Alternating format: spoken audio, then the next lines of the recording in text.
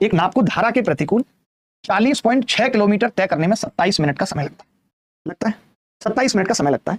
स्थिर जल में नाप की चाल और धारा की चाल का अनुपात 8:7 है। ठीक है भाई। अब नाप को धारा के प्रतिकूल 77.7 चलना है और धारा के प्रतिकूल 52.5 चलना है, तो बताओ कुल कितना समय लगेगा।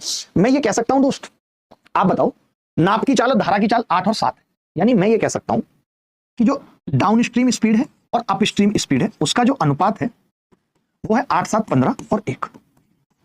ये कह सकते हैं।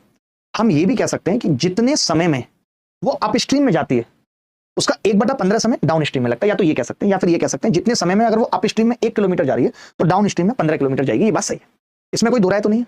बोलो भाई, मैं ये कह रहा हूं जितने समय में वो अप स्ट्रीम में जाएगी 1 किलोमीटर तो डाउन स्ट्रीम में 15 किलोमीटर जाएगी, सेम समय में, टाइम इक्वल कर दिया, तो मैंने कहा कि स्पीड का रेशियो डिस्टेंस के रेशियो के बराबर हो। आपने इतनी सी बात कही, तो मैंने यहां पे क्या देखा, मैंने कहा कि धारा के अनुकूल 52.5 जा रही है और नाप को धारा के प्रतिकूल 77.7 जा रही है।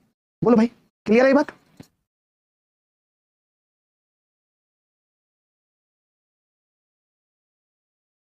तो मैंने कहा कि हम ऐसा करते हैं, यहां पे भी देखो प्रतिकूल दे रखा है, यहाँ पे भी गुरु प्रतिकूल दे रखा है, तो सब कुछ प्रतिकूल निकाल लेते हैं। तो मैंने कहा नाप को धारा के प्रतिकूल जाने में कितना टाइम लगा, कितना दूरी चलनी पड़ती है, 77.7, और अनुकूल जा रही है वो 52.5। तो मैंने कहा इसको अगर प्रतिकूल ही जाना होता, इसको मैं अगर प्रतिकूल बना लूं, समझ ना, तो आप जिसको समझ में आएगी बात, तो तुरंत क्या करेगा, 15 से भाग करेगा, 15 × 45 और 15 × 75, 3.5 किलोमीटर जा पाएगी बस।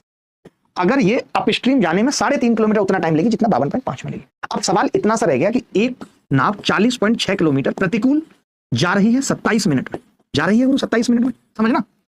3.5 और 77.7 कितना हो गया, 81.2 किलोमीटर प्रतिकूल जाने में उसको कितना समय लगेगा ये बताना है।